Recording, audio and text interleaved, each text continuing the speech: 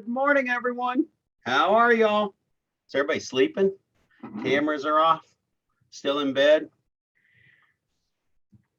We'll make sure y'all know we are live and ready to go. We got some good stuff today, guys. This is masterful scripts today on contracts.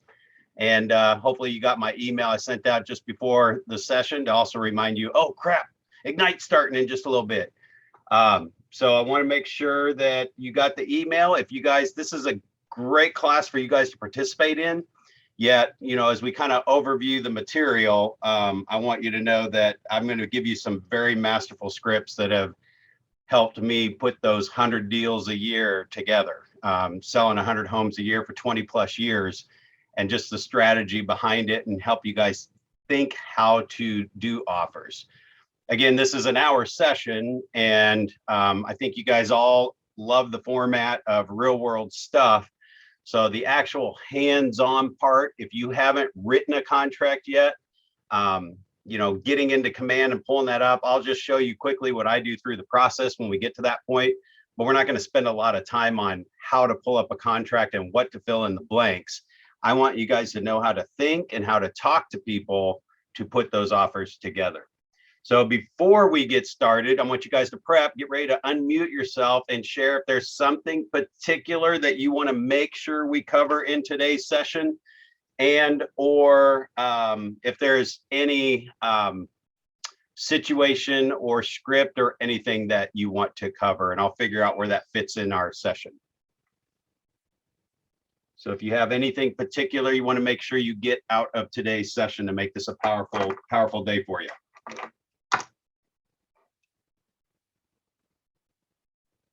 All right, you guys can hear me, right? That's also my way to check in and make sure you can hear me.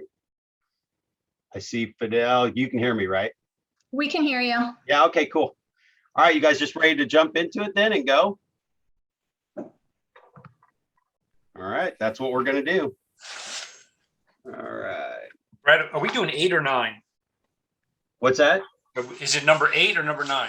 We are on 6, I thought. Elements number 6. Got it. All right. Sorry. This is make and receive offers.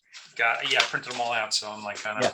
Thanks for asking about that and clarifying that. So you got the right book in front of you. All right, guys. So let's share my screen here. We'll get the presentation up and going. All right.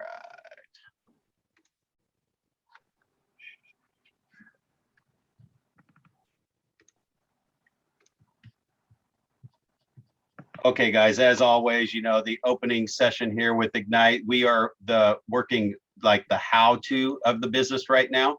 And it's basically negotiating contracts and writing contracts with buyers. This is the running part of your business, running it. So on the offer process, see, a lot of this stuff's kind of basic, but I don't want to assume that, because I know we've got agents. Do we have anybody who has not ever written, oh, I haven't shared yet, has not written a contract yet? You're new at this and haven't written a contract. I haven't written a contract. Have not. Okay, cool. All right. So here's the thing to keep in mind. When you write your first contract, you're going to be freaking out. So today I want to give you the mindset and the thought process to walk through, to just take a breath and calm down. Filling in the blanks is simple once you've done it. Like, I can literally put an offer together in 10 minutes. It's like, I may have a buyer call and say, hey, I just got my pre-approval, want to make an offer. As soon as I get the terms, like, we could be leaving for dinner in 15 minutes. I can run down here, throw in the numbers, just look it over real quick, because a lot of times I move too fast. And I just skim back through it as soon as I'm done, make sure I didn't miss anything, make sure all the terms look right, and I can do it in about 10 minutes. I mean, it does it 10, 15 minutes. It doesn't take that long. With technology today and the dot loop or DocuSign, you can add people to this loop. And if you haven't done it yet, just don't worry about it. You're going to learn all that stuff as you do it, and you'll be able to add people, and it automatically fills in the address and all the other stuff. But the reason why, you know, I don't want to spend a whole lot of time on the how to is because that's more hands-on. And once you write an offer, I mean, if you're not doing the daily activity and feeding the 5 a day to get that pipeline full, it could be another 2-3 weeks, a month or two before you write the next one. And those first few contracts, if they're a month apart or two, you can't remember what you did. It's like rewriting the contract for the first time. So the best thing you can do if you have not written any contracts yet is pull up a copy of all the documents you have and just read through them. And even like for every section or paragraph, make your own little summary of what that means to you. That's what you're going to explain to the buyers and the sellers versus reading through the contract. What's your summary of that? And then take that to your leadership or your productivity coach or whoever is your go-to person that you could ask, even just an agent in this group. I mean, guys, write down each person's name on your screen. These are the people that are showing up for Ignite. And if you can just grab even a cup of coffee with them at the office or something, just say, hey, I made a summary of these paragraphs and I just wanted to see if you would add anything different or if I'm explaining it right. That way you can, and the reason I say that is because I summarize the contract, like I just point at each section and say my summary. Well, like for 10 years, contracts changed a lot. And I was at a contracts class or something for continuing education, and they were saying something that was in the contract. I'm like, oh, you know what? I haven't read the contract in a long time. I should probably read through that because there was just different things in there. The summaries weren't off or wrong, but there's just definitely things that I would change. So definitely read through the contracts probably every 6 months or every year, just to make sure that everything that you are saying is still in place. But so just so you understand how an offer process works, when an offer is coming in and a buyer makes an offer, whether you're the listing agent or you're the buyer's agent and you're representing the buyer and you got your offer and they want to make an offer, the way that when that goes over to the seller, the most frustrating part about the whole process is buyer has to contact you, you have to contact the listing agent has to get with the seller has to review it, seller needs to get back to the listing agent needs to get back to you, you need to get it back to your buyer.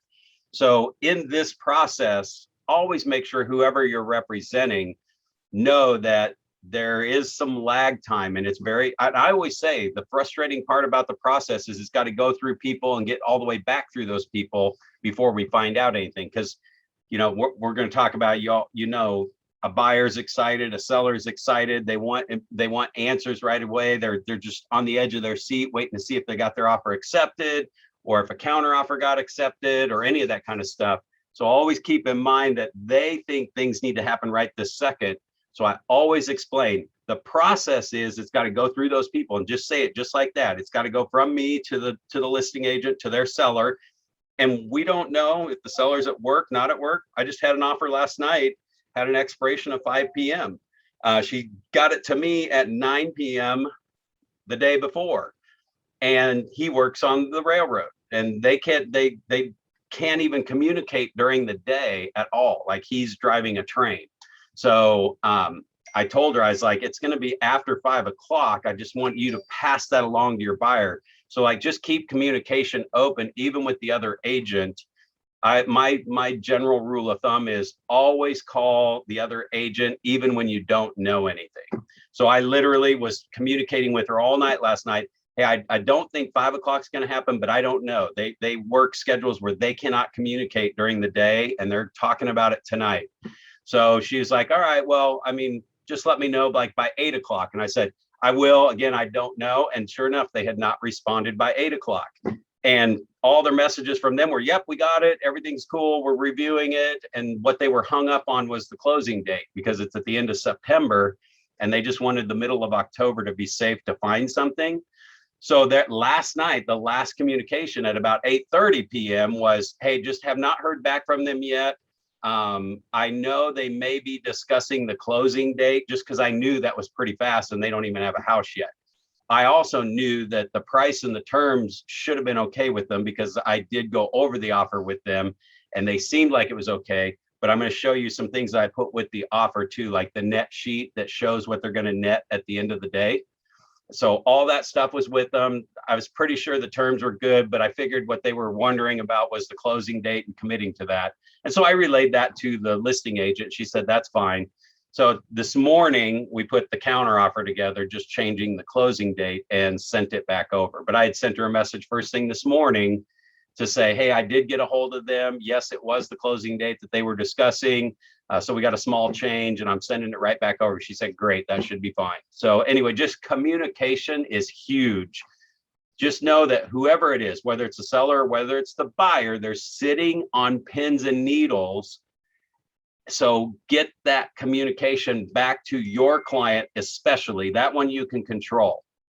You can't really control what happens when you give it to the other agent.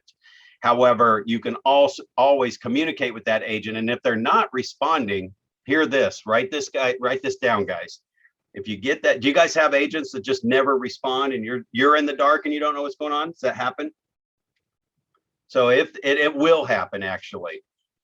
After you've made 3 or 4 attempts to get in touch with them and you don't know what's going on, don't go back to your client and go, this idiot agent's not calling me back. I just had a buyer's agent that I'm working with and just kind of brought him on to help with some stuff out in the boonies. And our buyer totally bailed out on the contract after we had it verbally accepted. But the guy that I had working with him was telling him, oh, this agent wants me to cut my commission and do all this other stuff. Well, he involved the buyer in the conversation and the buyer is just like, yeah, let's just blow that one off. I already sounds like I don't like the agent.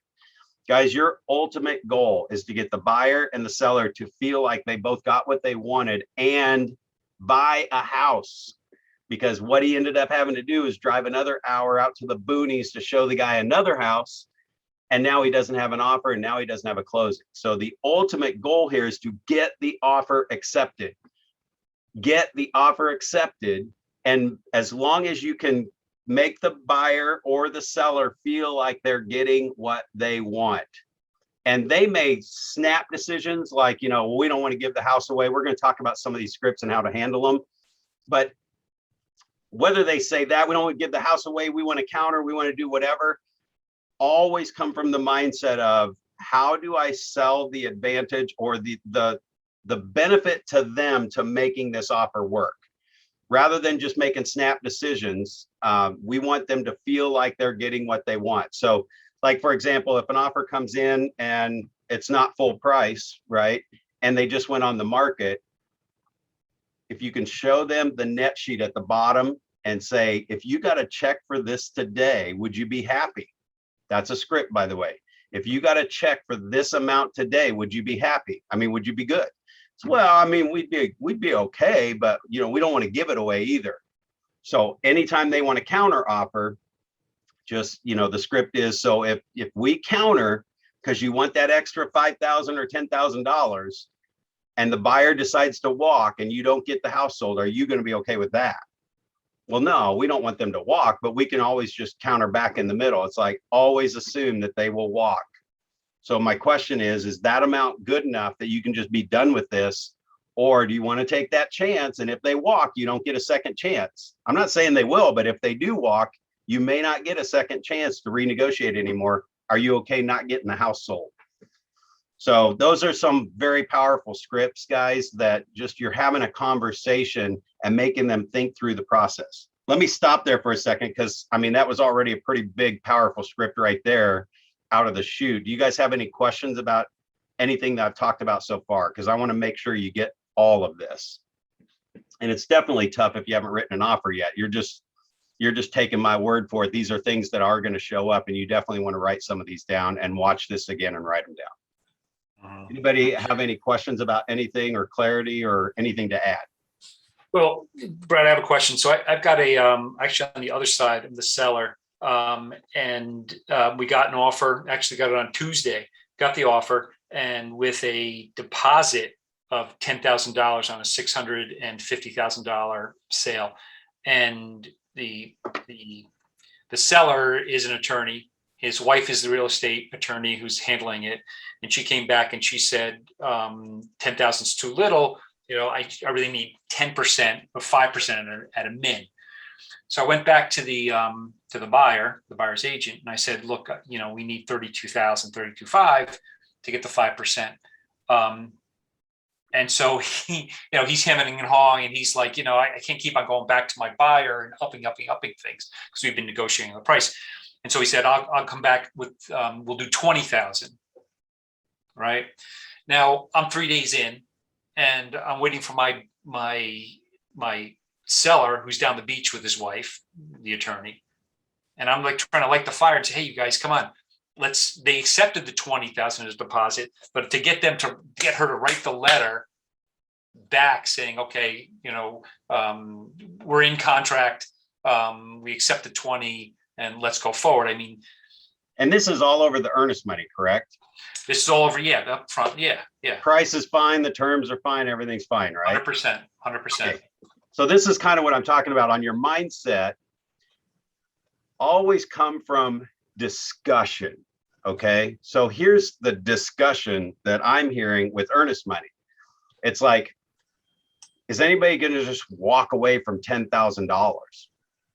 Right now they want $32,000, right? They're at 20. It's like, okay, guys, so the buyer did come back and they've upped the earnest money. But the real discussion that we need to have here is, I mean, do you think that they're going to walk away from $20,000 and just give it away, give it up to you if they don't close, but they won't if it's $32,000?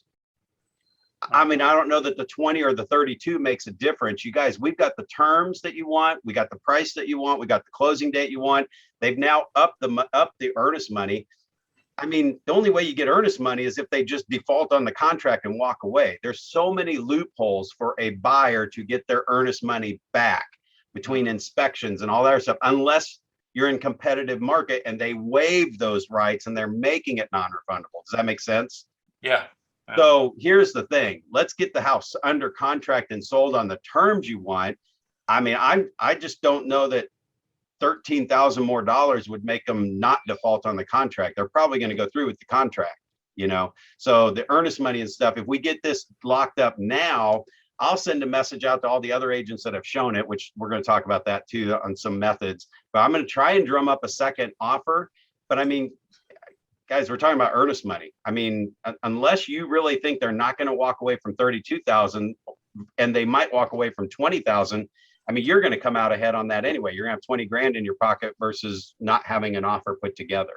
There's a reason I mean, I don't know what their reason is. And I might even ask the agent, is there a reason why they only want to do 20? What are they worried about? So I just kind of look at the situation and say, what's really going on here? Like, are they scraping? Like, is that 20,000 all the money that they need to bring to closing and put down? Is that only what they have quickly available? So in here, we're going to talk about, when you're a seller, which you are, getting as much information about the buyer on the other side. I don't know that that's necessarily critical, but in this particular case, this is exactly where that fits. Is you need to find out, is there a reason why they were at 10 and why they only came up to 20? And it could just be that's what they have quickly accessible. The rest of it is going to take them 5 days to pull it out of a 401k or some CD or something like that. So just try to understand why they're at 20 first, and then you come back to your seller and you can explain the second part of it, which is, do you really think that difference is going to make a difference whether they default on the contract or not? Because that's all the earnest money is for. Yeah. Does that make sense? Yes. And so here's another part, guys. This is the part I want you to get as we go through this stuff, is that I put on a hat. So if I'm a listing agent and a buyer's agent's bringing me an offer, I put on the hat to work for them to get this deal together. Right. And now I'm representing the seller. So I want to get the best terms possible. So when I'm talking to them, though, I'm finding out information to make sure they've made their best offer and all the other terms. And if your buyer misses out on the property, I don't want you to blame me. Just make sure I have your best offer first, all that other stuff. But now, once I get the offer, now I take that hat off and I actually have to put on the other hat, which is now to convince the seller. Now I represent them, but I got to convince the seller this is the best offer they're going to get. Guys, right there is a change. It's a masterful changing process that you're not coming back to your seller and huddling up. It's like, all right, so how are we going to take them down? How are we going to get something else out of them? No, you're switching as you're representing the seller to convince them this is the best offer they're going to get. Does that make sense? Totally different way of thinking. because that's cooperating, putting the deal together. It's the buyer and the seller that want to buy the property and wants to sell their property.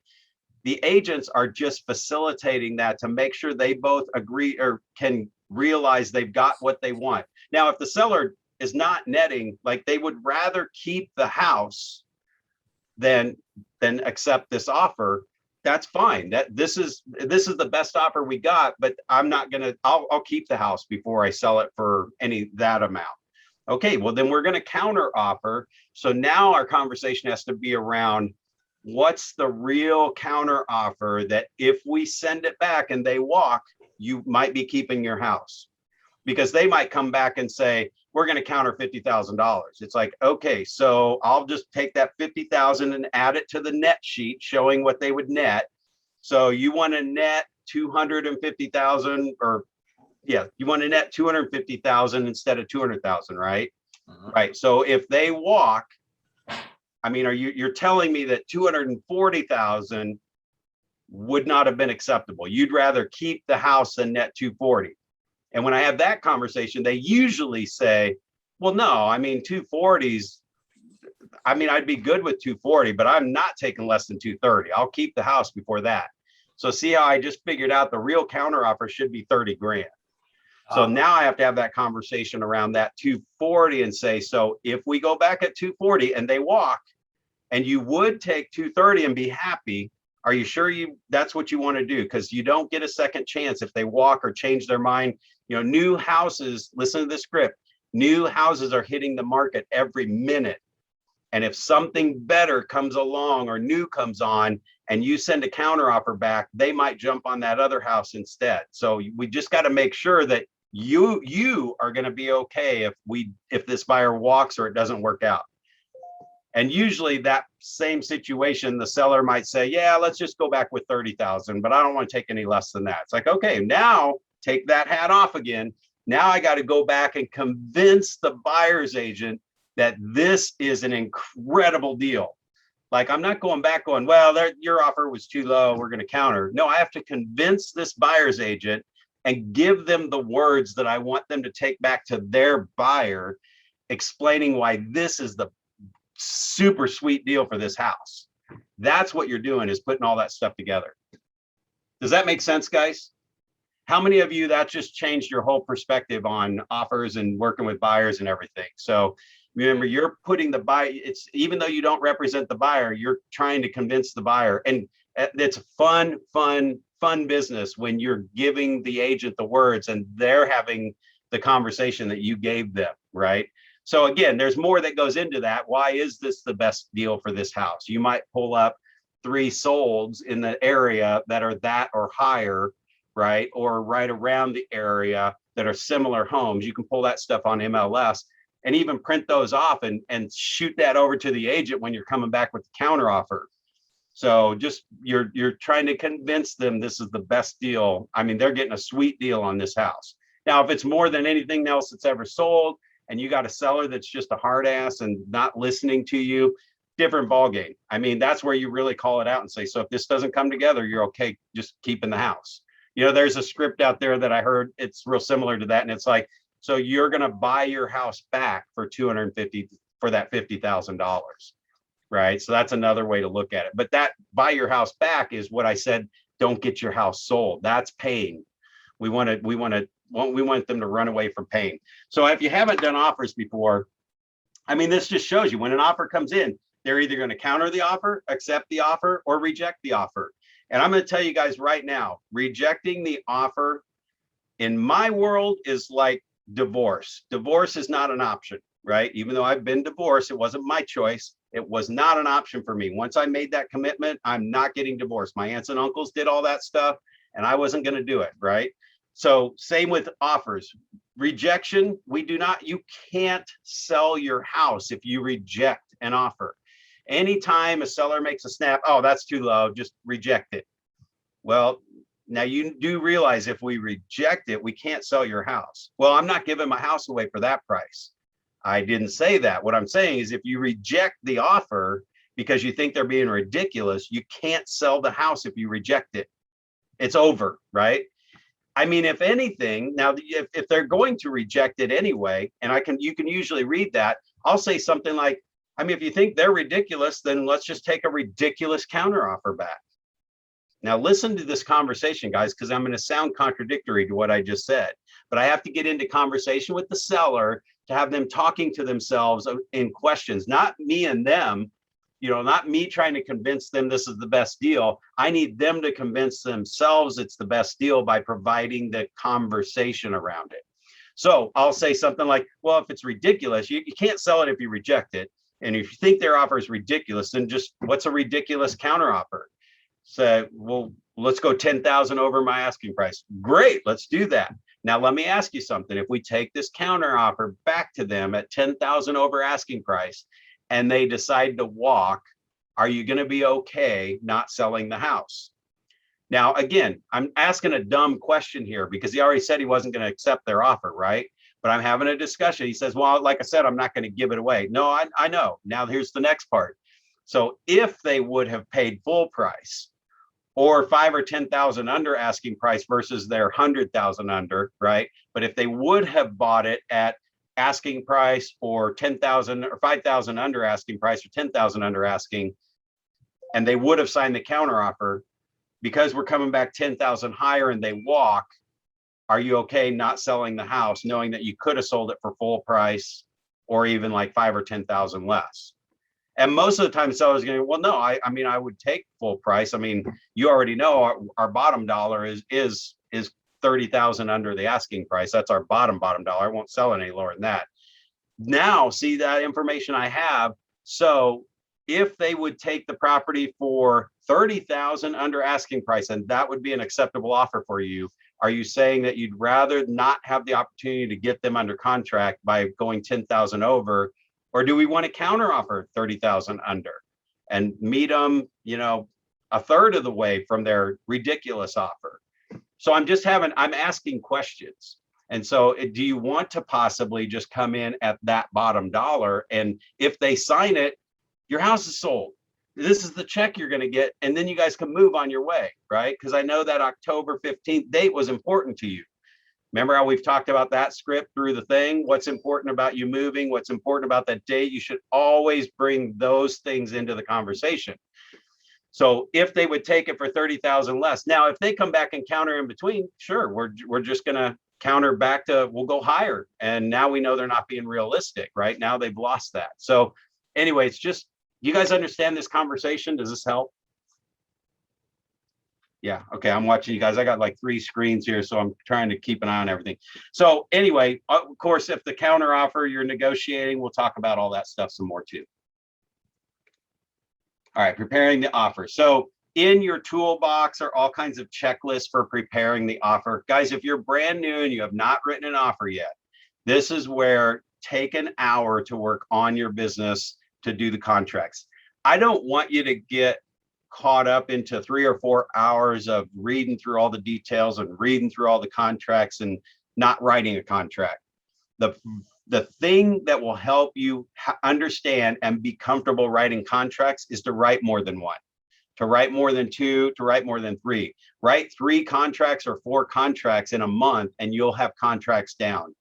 It's what I know about people in real estate is, first of all, you're creative enough to be in business by yourself and be self-employed and all that other stuff. But when you're in a frame of mind where you don't know anything about it, we don't like not knowing what we're doing, because you've probably been pretty successful at everything else you've ever done in the past, and you always learned it really fast. So you could get into it really quick and then you were comfortable with it. Whenever you're in a new spot and you don't know anything about it, your mind is playing games with you because you don't know. So it convinces you to be confused and then screw up. The real thing is by the time you write 3 or 4 contracts, you'll actually be fine at contracts. Is there anybody that's fairly new that has written a few more contracts and it got easier for you, like really quickly, that you could share with anybody that hasn't written a contract yet?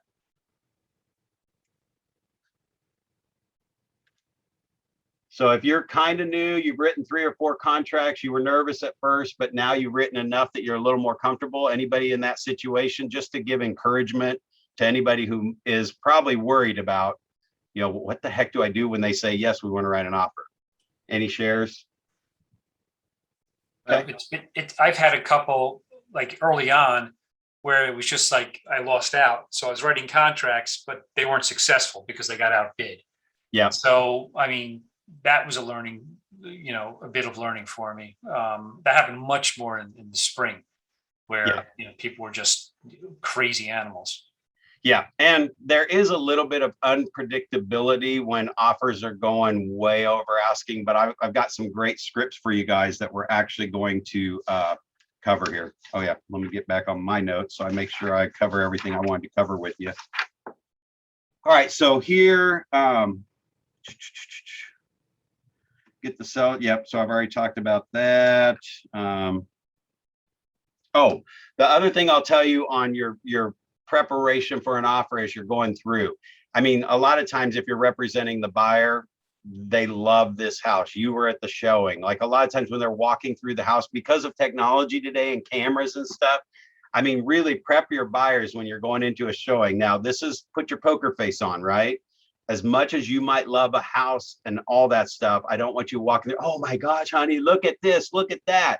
The sellers could be listening in, you never know. And I just don't want us to give away any part of our negotiations on the property. So anytime, no matter what the offer is, if they know they love it, and then the buyers at contract time want to come in just a little under, or maybe just at asking price or whatever, but they love the house, that tells the listing agent we could probably counter, because I think they really love this house, especially if you're telling the other agent, oh my gosh, this is their dream home. Yes, we really want to get this offer accepted. So what you're doing is you're trying to convince them, you're giving away insider information that they could use against you. I mean, if it were me and you brought an offer of 5 or 10,000 under, let's just say I don't have multiple offers and you come in just a little low, but this is their dream home. Well, I know we can counter, even just in your guys' market, even $5,000 is $5,000, right? I mean, who's going to walk away from $5,000? So that conversation could be, they're probably not going to walk away from $5,000. It's their dream home. Now, if they go $20,000, then I am still having that conversation of, so if they walk and you don't get a second chance to renegotiate somewhere in the middle, if you would take less, are you okay not selling the house, right? That's a very common script that I use. And you guys, you can jump in anytime if this triggers any questions for you. All right, so there's a checklist for writing the offer. And honestly, I mean, this is just for you guys to review now, because when you're writing an offer, you're probably not going to remember to go to your toolbox and pull out the checklist and walk through it. It's really pretty simple today when you're writing an offer and doing do you guys use Dotloop or DocuSign or anything like that? Yeah. So the online documents, I mean, they've even set them up. A lot of the offices have them where all the contracts dump into the folder when you set them up, which I'm going to show you how to do that real quick, just so you can see how easy it is. That is, let me see, make sure you guys can see my screen here. I know you've got the PowerPoint. I can change to another screen. Okay.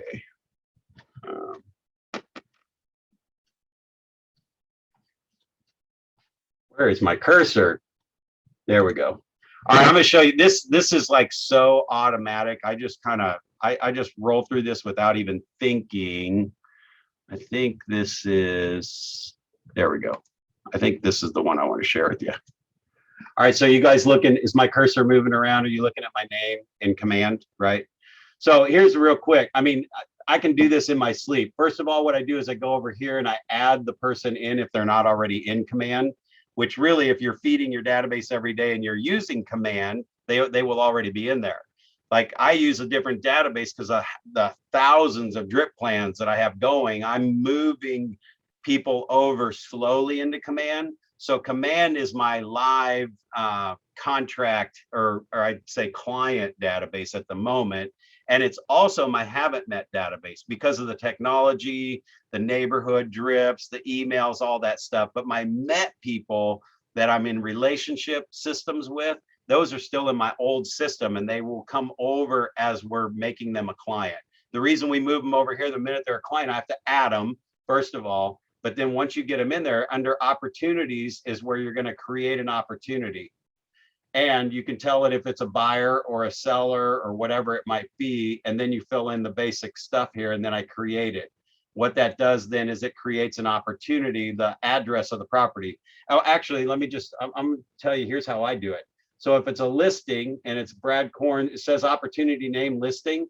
The way I set this up is I put the last name in there, listing I leave in there, and then I put the address. Because these are the things that I would search by if I'm looking for a contract in my dot loop, is like the address or the person's last name or whatever, right? So when I do that, when I go into dot loop, let me see if, okay, yes. So when I go into dot loop, you'll see here, there's Mitchell listing, and that's the house. That's the offer that we just got an offer on that house today and got that counter offer put together. Chambers, Whiting, it's a listing, Creekmore. So I go down here. You guys are still looking at my screen, right?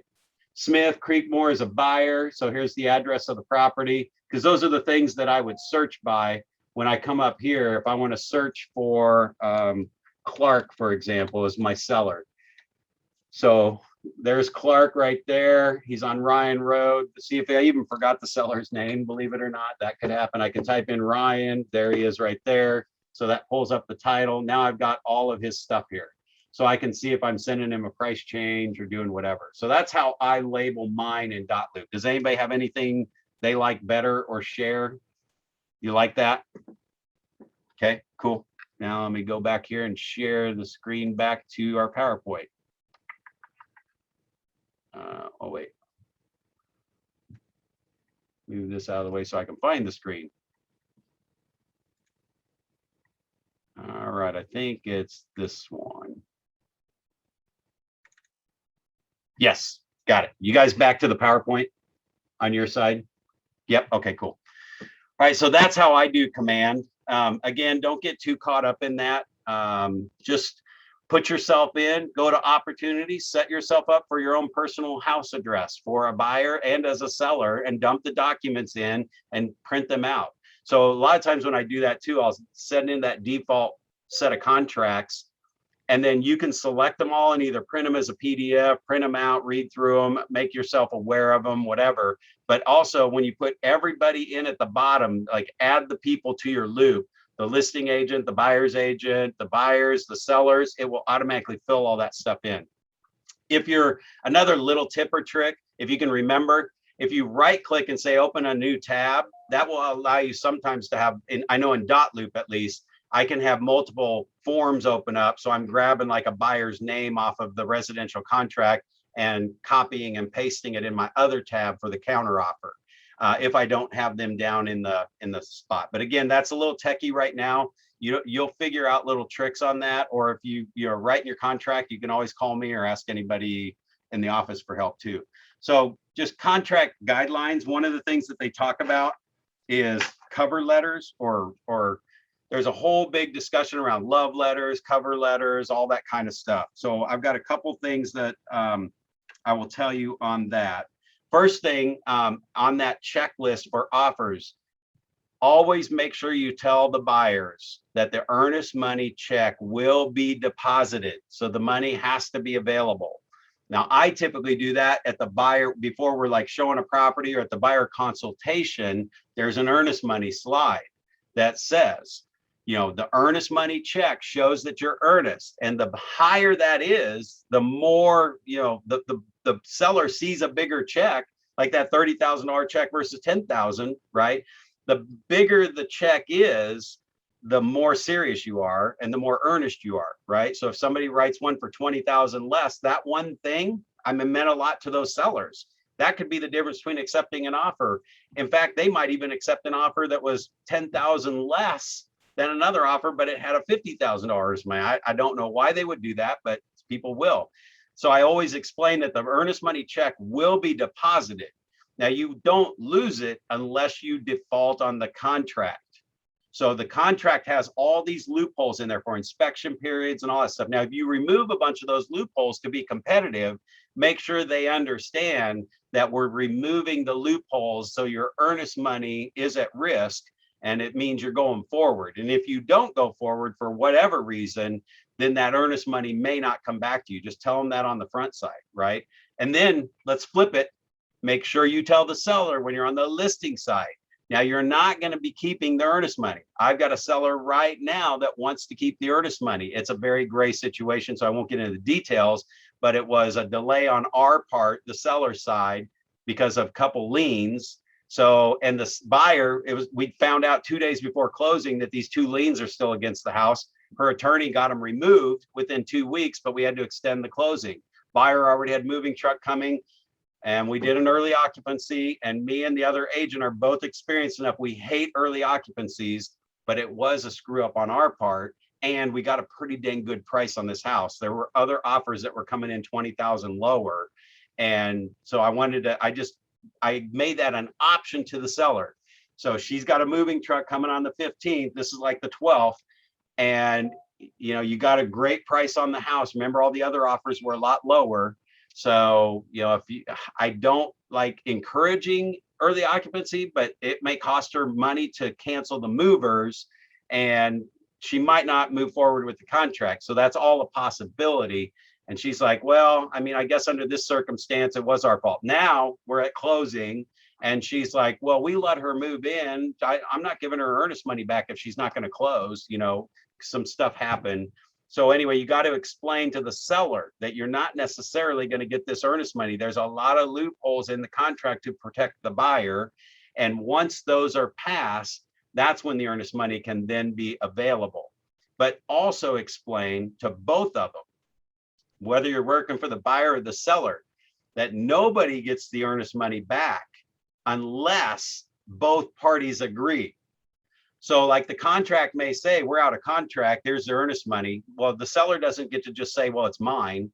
You have to have both parties sign off on it. So if they don't agree, buyer wants their earnest money, seller wants their earnest money, and neither one will sign the cancellation and release of the earnest money, then the title company has to hold it until a court tells them what to do with the money. So you got to go to court to get that earnest money back. So make sure people understand that as well. And I know if you haven't written a contract yet, just know that earnest money is cashed, and there's loopholes for both parties, or for the buyer on the one side, and as those pass, then it's the sellers, but nobody gets the earnest money unless they both sign off on it. And does anybody know if that's different in your state, or does that sound pretty normal? Does that sound right? There's not something weird about your earnest money there, is there? Okay. All right. Let's see. So the cover letter, actually, I set up templates, and I had them upload a whole bunch of letters that I put with offers, and I put them in the Word format so that you guys Microsoft Word, so you can edit them. It's literally a template, and then I just read through it and change the address, and most of the sentences kind of stay the same. I'm going to show you a couple of those. Let me see if I can. Oh, let me get out of here. I'm going to show you a couple of these. One of the things that we're talking about actually on cover letter, see if it's in here. This is actually a cover letter that I created that is offer instructions, the process and information for the Korn team. I grabbed a couple things off of other agents that I liked, submitting end offers. All offers must have a 48-hour expiration date to be considered. And I don't even care about that. I just put it in there to see, if they'll give us 48 hours, that's great. Gives me more time to get with the seller. It's not expiring, but they send in whatever. I don't hold them to that. I just put it on this offer letter, where to submit the offer to in Dotloop, or to make sure they got the right email, how they can get a hold of me, all that other stuff. There was a couple things here on compliance. I gave you these to download so you can look at them and use whatever you want. But this was a pretty hardcore one from just an agent that's not real nice in the marketplace, but I liked some of the stuff that was in there. I don't really care if they do any of this stuff or not. Also the title company, so that they have all that information in there. Now I have one of these created for several different title companies. So this one's kind of out in the boonies, and that's who we have to use when we go out there. But then I also have a couple other ones, and I'll just have them titled as offer instructions, Truman title, offer instructions, secured title. So anyway, just gives, I put that in the MLS system with the seller's disclosure and the other things, and it just helps you get a smoother offer together. All right.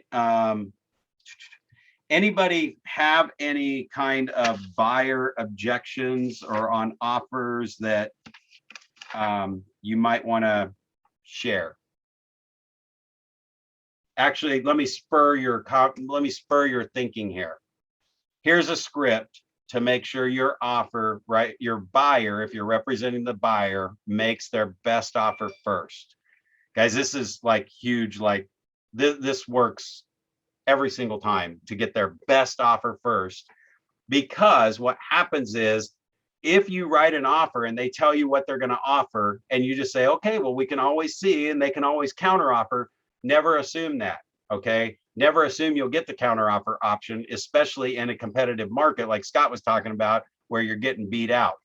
So even when this is like specific to that too, I would use this script, Scott, on that. Like even if they were $20,000 over, whether it's 10,000 under, 20,000 over, here's what I do. I actually, when I'm sitting with the buyer writing an offer, I will have a printout of the blank offer. So when you open your dot loop, you can select them all and just print and have a copy of it to give to them to read through. I'll sometimes send them that ahead of time to review and tell them to write down any questions they have in any of the paragraphs, so they can read it in detail if they want. But with that blank offer, or as I'm talking to them, or we're on a Zoom, however you're doing it, you have the offer up and you're like, all right, we want to make an offer. Great. So what do you guys want to offer? What's the price that you decided on, right? Whatever. And there's other conversation. Well, what do you think we should offer? I mean, I always say, well, I'm not buying the house. You know, I've given you the sales in the area and all that stuff. What do you guys think you want to offer? What's the house worth? And they'll say 500,000. Okay, so 500,000, and I will fill that in on the contract. And they'll say, now, before we go any further, let me ask you something. Here's the script. If I submit this offer for 500,000, once I send it over to the other agent, I don't really have complete control anymore. It's in their hands as far as when they'll present it. We'll have an expiration date and all that other stuff. But if the seller can't make a decision or the agent doesn't respond, your only option with an expiration time is to walk away. So if you still want the house and they just haven't responded, just know that they still may respond. They're just not responding under our terms. Or you could just walk and you're out of contract, right? But once that goes over there, if another offer came in for $25,000 more than your offer, are you okay not getting this house? Let me say that again. So I send the $500,000 offer over and we'll see if it'll work. But let me ask you something. If another offer showed up and it was $25,000 more, are you going to be okay not getting this house? And most of, well, hi, friend. Are you stuck in my office? What's wrong, kitty? I didn't know Sophie was locked in my office here. So once that goes over, are you okay not getting the house? And I usually start out with like the next price bracket above. See, my market, I would go 10,000 higher, right? But in your market, I'd probably start 25,000 higher. Now, if they say, oh no, I mean, we don't want to lose the house over $25,000 because financing wise, that's not much. Then just change it right then. And well, then we should probably do 525. I mean, if you guys really don't want to miss out on that, well, can we just try? Okay, well, if another offer comes in for 525, we may not get a second chance. Yeah, okay, just leave 525. Okay, then let me ask you something. So I send the 525 over and an offer comes in right at the same time they're like deciding what to do, and it's for 535. Are you going to be okay not getting this house for that $10,000? I mean, financing wise, what is that, like $200 a month, right? That's the conversation I'm having. I want them to make the decision. I'm just having I'm having them have a conversation about it versus saying, are you sure you want to come in that low? You know, just say, if you don't get it, are you okay with that? Because what it does, it removes you from being the bad guy, or you're the reason that they didn't get the house. You guys like that script? This is probably one you might want to listen to again. That works. And I'll do that 3 times, right? And usually what will happen when you say 525, usually the husband's like, well, I'm not paying that for it. And then the wife usually kicks them. And that's not anything to do with men or women. I'm telling you statistically, usually the guy's like, no, I'm not paying that. And then he gets kicked under to what? And she's like, we better not lose that house over $25,000. It's like, guys, let's just go 525. Now, if it comes in at 535, are you going to be okay not losing or not getting the house? Right. And then they start to look at each other and discuss. And it's like, yeah, that's starting to get a little uncomfortable. Okay, so 525, even if an offer comes in at 530, you're okay losing that. No, we don't want to lose it over that. Okay, change the price and add it 5,000. Say, are we good here? Now, what happens when that happens is that you are off the hook as the bad guy if they don't get the house. Good stuff. All right, let me get back here.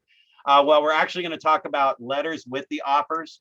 So there's this whole thing around love letters, and I gave you guys some examples. You want to represent the buyer well, and think of this like playing poker, okay? Playing poker, when you get your 2 cards, you look at your 2 cards, and then the cards come out on the table, and you can act like you have something really good, but you never ever get excited. Like if you have pocket aces, that's a really good way to start out a poker hand because you got the highest card in the deck. I'm not going to like go, oh yeah, because now everybody's going to not bet. They know I've got a good hand. When you're representing a buyer, you want to put your poker face on and never give away that information that this is the most beautiful house, blah, blah, blah, blah, blah. Now, if there's multiple offers, you might have a conversation around that. If you find out from the other agent that you're in the lead or you're towards the top, then you could say something like, because now I know we're in, it's between us and one other offer. Now I can start digging for more information. And it's like, you know, this house is perfect for them. They've lost out on 3 or 4 others. You can say, what do I need to do to make sure they get this house? Because they really, really love this house and they want to raise their family like the family that's there now raised their kids, because you saw pictures around the house of their family, right? I mean, there's a whole lot of different scenarios here, but you're paying attention to things that you will use in your favor when it comes to convincing them to take this offer. The love letter, I usually don't put in any letter how much they love the house or anything. I always make it sound, they're information letters. And the information that you're putting in here is to convince the listing agent, one thing, to share the letter with the seller. You're hoping they'll do that. I'll tell you how to do that. But secondly, to convince them that this is the best offer they're going to get on the property, because you've already gone through the process with your buyer to get their best offer. So now you have to sell. Like I'll sell the financing, or I'll sell everything that we removed. Like they're going to do inspections in the next day or 2 versus waiting 10 days to find out if you've got the contract, right? They're going with conventional financing versus any FHA or VA offers you may get, or you're going with a jumbo loan. If you're using an experienced agent that knows jumbo loans, you're putting that in the offer. I put this in there all the time. This loan officer has been in business as long as I have. Both of us have been in business for 30 years, done thousands of contracts. So we'll be able to make sure this is a smooth transaction and not something that's going to be flighty or fall apart later on down the road. Just sell the strength of your offer, the people that are in there, the terms. And even though you may not have the best terms, don't talk about the not good terms in there. If you have a VA buyer, I will sell the fact that this is a veteran that wants to take advantage of his rights for serving our country and protecting our freedom. I'm not going to say this is a VA offer, because that looks bad to a seller when you've got a conventional or cash offer. Does that make sense? So always look at the positive side of anything that's not great, that you know you might lose out on, and then really point out all the positive things that you can to show that this is a great offer. I gave you guys like several examples. They should be in the toolbox. But if you guys shoot me an email right now at the kornteamkc@gmail.com for the people that are on the session today, shoot me an email and in the subject line say, send me the letters. Ignite, send me the letters. So I see them in my inbox. I'll just grab your email and put you all in an email that has all these attachments on it, and I'll send it to you. And it's got it, they're in Word documents so you can edit them. All right, let me get back to my PowerPoint now. Slideshow from current slide.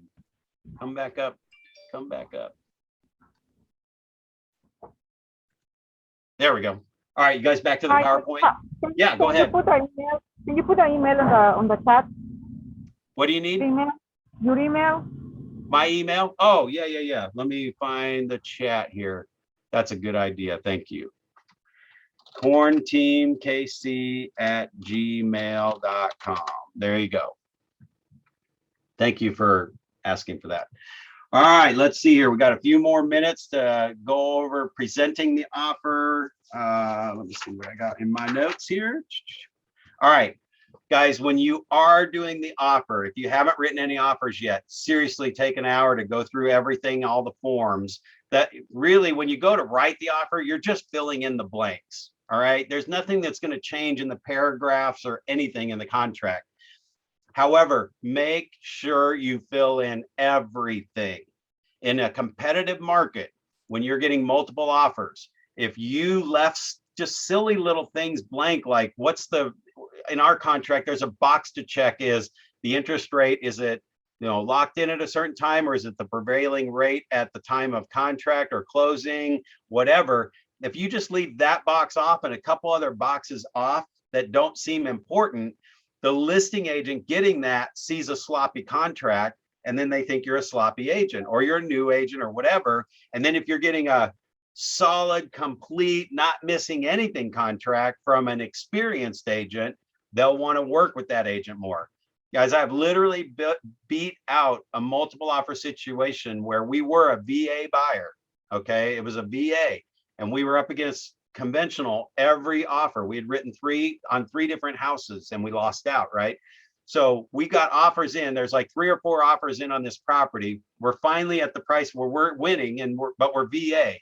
But I got a call from the agent that this is why cooperating with agents in your marketplace, even your competitors, when you meet them, write them a note, add them to your database as a local agent, and do some MREA drip stuff on them. Just share, like, hey, here's some cool stuff that I'm learning about how to grow my business. I figured I'd share them with you since, you know, because it was cool meeting you the other day, right? And they got that in the note. I put co-op agents on drip plans. All the local agents, I share stuff with them, right? So he calls me and says, Brad, I mean, your offer is VA. I've got another one here. The terms are all like right in line, but that one's conventional and your VA. Honestly, the other agent, I don't really like working with them. They're kind of a jerk, blah, blah, blah. I'd rather work with you. Is there any way your guy could go conventional? So that conversation happened when they were winning. And I was like, let me check. And he had great credit and all that stuff. I said, Sean, just look and see if it's conventional. So what happened is we swapped him to conventional. He did approve. So we got the offer accepted. But then I went ahead and ordered a VA appraiser, and I explained to the buyer, it's like, we still might be able to take advantage of your VA benefits. We'll just order a VA appraisal. The most you could be out is, you know, $350 for the appraisal. But if that comes back with no requirements or anything, the seller's not going to care whether we switch it back to VA or not. So we switched it to conventional to win. Then we switched it back to VA because the appraisal came in fine with no requirements, and he was able to get his VA loan. But I did that to win. So just other things, when you're presenting offer, always show that stuff, and your co-op agents are important, but fill in everything. Also, you always want to put an expiration in there. You never want that left wide open. You give me a contract as a buyer agent with a wide open extension or expiration, I'm going to use that time to try and drum up another offer. I'm going to drag you along as I can, and we'll be in communication. Yep, still trying to get with the seller. I might drag it out for a day or two until everybody that's seen the property has responded and told me they're not interested. Then we'll jump on it and decide if we're going to counter offer or whatever. But I might be able to, I use any offer coming in as a way to send a message back out. And be careful how you do this, right? Don't include the agent that sent you the offer in this message, but include everybody else but them. Says, just updating you, an offer just came in. Didn't want your buyers to miss out if they were thinking about it. So if you haven't sold them a house yet, and this is one that still could work, I need to hear from you right away. That's a message that goes out. Yeah. Sorry, Brad, do you share the price, or do you share the offer price? Is that legit, or is that something that you're not allowed to do? We do not. Well, in our contract, you can check a box if you're allowed to share the price or not. I would say I would never want to share the price. I always want to get their best offer out of them. Once we share the price, then they're just going to come in $5,000, $10,000 or $1,000 higher, right? Yeah. So what, and here's a great script, guys. If you are the listing agent and you got an offer coming in, it's best if you can do it before you even know the terms, or like right when you get it. That's fine too. But I'll call the agent back. Hey, I got your offer. This is great. I'm going to put the net sheet together, get with my seller, see what we can do. Now, let me ask you something. Okay. I've got your offer and this is what I'm presenting. But if another offer comes in between now and when I get with the seller, I just want to make sure that this is your buyer's best offer. You guys hear this? Yeah. Between now and when I get with the seller, if another offer came in, I need to make sure that this is your buyer's best offer, because if for some reason they miss out on it, I don't want you blaming me like I did anything shady, and you don't want them blaming you that you did anything shady. So I just need to make sure that this is their best offer, right? Almost every time I do that, I'll usually get a small counter offer back, or they'll send a new front page with it bumped up just a little bit. And see, what I did was I just gave them the conversation. You know, just check with your buyer and ask them if they missed out on this house by a little bit higher price, are they going to be okay with that? Right? And they'll be like, oh, that sounds good. And you, if I told you to do that, I said that to you, and you were presenting an offer, you had, well, let me ask them. And you'd call them and you'd say, hey, just want to make sure that, you know, the agent did say between now and when he gets with the seller, if another offer comes in a little higher and we missed out, are you okay missing out on this house? So I actually give that script to everyone, right? So again, that's a great script to get it up. Time is of the essence. So when you do have offers coming in, you definitely want to boogie. Presenting the offer to the listing agent. Oh, yeah. So anytime we present an offer to the listing agent, part of the letter selling the positive parts of your offer, pull up comps to put with your offer if you need to.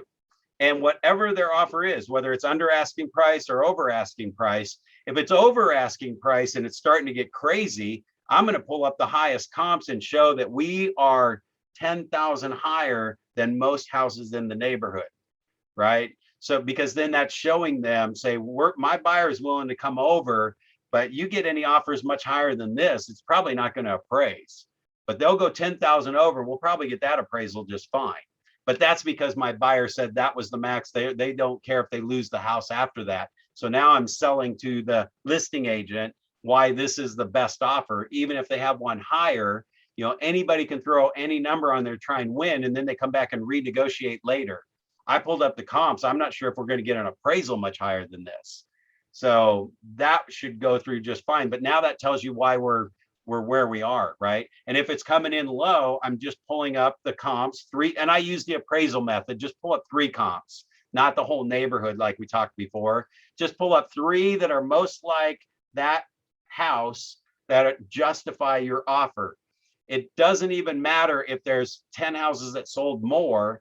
If my offer is here, I'm going to pull up the 3 lower ones and just submit those 3 to the listing agent and say, here's the comps we use. These are very similar to that house. And that's why the buyer's offering what they're offering. That's, again, the buyer wasn't willing to go higher. So I'm justifying why this price is the best price. Now it's up to the listing agent to know that the other 10 higher offers are there, but they may not.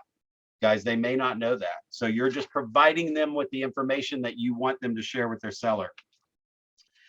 We already talked about changing hats, you know, going back and forth, trying to get just if you're working for the seller, you want to act like you're working with the buyer and the buyer's agent to get a deal put together. And I mean, I'll talk commission with the buyer's agent all the time too. It's like, man, this will be a smooth deal, nice commission check. And on the listing side, I pay a little bit higher commission to them. So remember, you get that little bonus commission too. I got the higher commission rate than most people. So I'll always throw that stuff in there too to help them want to make this deal work. Just trying to convince them. So change your hats based on whoever whatever side of the table you're working on, even though I'm representing the seller and I'm working on getting them the best deal. The reason why I have those conversations is because I need to find out for sure if they will take that. The earlier example, if they'll take $30,000 less, I'm not talking them into making less money. I'm talking them and getting their property sold at an acceptable price, an acceptable net sheet. So there's a checklist for reviewing your offer. Just make sure that, again, you're probably not going to use this checklist. Most of the dot loop stuff dumps everything in. Just make sure you go through everything once you're done and just check to make sure all the boxes were checked. All the blanks that needed to be filled in were checked. Don't leave anything blank. If there's not a default in the paragraph, make sure you put NA or put a line through it. Don't leave any blanks in a contract. And then the last thing I wanted to make sure we covered today was just on presenting the offer, notifying the seller, updating CMA. So notifying the seller, as second I know an offer is coming in, I usually get a call into the seller. I prefer if I don't know the terms, because a lot of times they'll just want to ask you, well, what's the price? What's that? What I want to do is the second I know an offer is coming in, I'll call them and just say, hey, there is an offer coming in. I just need to know where you guys are going to be today or when you'd be available. I still need to get the offer, get it in, see what the terms are. I also need to try and drum up a backup offer or a better offer from everybody else that's seen it, let them know there's an offer coming in. And then I got to run your net sheet. So I also uploaded a sample net sheet that I use. It's a spreadsheet that actually calculates, put in the price, put in their payoff, and it calculates their net sheet down to the bottom. It has my commission in there. It has all the fees, estimated closing costs. So you guys might be able to use that spreadsheet somewhat. It's just an Excel spreadsheet that I created, but I put a net sheet with every single offer. So like when you get 30 offers on a property as a listing agent, I don't present all 30 offers. I run 30 net sheets. I probably run about 5 net sheets on the best 5. And then I say there's 25 other offers that I can send to you to look at, but these were the ones that netted, this up to this. The other ones were all netting less than that. Do you want to look at those? They may say, no, we'll just go with those 5. And and again, there's terms and everything else. So if there's 10 offers and they're all within $5,000, I'll run net sheets on all 5 of them. But if it starts to get $20 or $30 or $40,000 less, I'm going to grab the top offers and run net sheets on those. And the other ones, they're just not going to take them, right? I mean, they're that far off. So anyway, I just do a net sheet on every property, because when I'm presenting it to the seller at the time they actually present the offer, that's the third box. That's when I pull the net sheet first. I say, now this net sheet is a summary of everything that's in the offer. We'll go through the terms, but this offer, and I'll circle it, is going to net you $250,000. If you got a check right now for $250,000, would you sell the house? Yeah, we probably would. Okay, let's look at the terms in the closing date and all that other stuff. So the other thing, whenever you're presenting offers to sellers, if they start countering more than 1 or 2 things, you want to kind of figure out like, well, we're not paying their closing cost, or we're not doing that. We're not giving them a warranty plan. Let's just raise the price $3,000 and leave all that stuff in. Then you're countering 1 thing versus 5 things. Another little tip. But I always try to find out where they are before I have the terms. I'm going to do a little bit of background work, get all the terms on your net sheet and figure out what this really means. And then I'll give you a call when it actually comes in, but we might be able to drum up another offer. And then that's when I just did this with the one yesterday, because the offer came in 10,000 low, and they said they would take this offer for 325, but we're at 340 on the market, right? 345, I think, something like that. Anyway, I knew they would take 325, but I went ahead and sent them from the date they listed in the MLS to today what's gone under contract. So that's the actives that are on the market now, the pendings, contingents, because that would be in the last 30 to 60 days. And if you have a contract spot on MLS to put the contract date, that's their list date with a plus behind it. So from the date you listed, these contracts came, this is all that's gone under contract. I don't do it back 6 months CMA. I do it from the time they listed with me to today. Here's what's gone under contract. So what I was showing them is at 325, there's only 1 other house that's even gotten an offer over 300, right? The other ones were all under 300. So if we get 325, this is good. We're like one of the top highest sales in the neighborhood or in the whole area. So I do submit that with it to show them what's gone under contract. And then sometimes in ours, I have to do the sold separate because I'm going to put the sold date or a contract date from the time they listed and now it's sold. So I'll just think about how to search for that. Like you just want to pull up activity since they listed with you. And I do that on my market reviews too, by the way. And so again, comes back down to you can counter, you can accept whatever. I just go to the net sheet and go, if you got a check for this amount, would you be happy? Well, I mean, I could probably live with it, but I really wanted to get blah, blah, blah. Okay, so that would mean if we counter offered and we sent that back to get blah, blah, blah, are you okay if we send that back and they decide to walk or a better property comes on the market and they jump on it? Are you okay not getting it? Right? All right, sorry, the other phone's on the other side of the room. So any questions on any of that? And again, this is the same thing we talked about earlier. You either counter, you accept, or you reject. You cannot sell the property if you reject it. So that's pretty much it for today's class, guys. You guys have any questions? Was this good stuff? Any questions, any comments, any ahas? It was good, Brad. I enjoyed the scripts and you know, shepherding people to the final, you know, to the offer and to be ready to accept counters and you know, to prepare them. And I think that's the key thing is before they even know they want to ask the question or they have the objection to prime them for what could happen or what will happen. Yeah, just have conversations. Remember, it's not when we say win-win or no deal in Keller Williams, you want your buyer and seller to feel like they're both winning. Even though you're representing the seller and getting them their price, you have to now convince the buyer that this is the best deal they're going to get. So great stuff. All right, guys, have fun with it. Watch this one again. Write those scripts down and get those in your script book. They will definitely help you. Thank you, Brad. Everybody have a great weekend. You too. Bye-bye.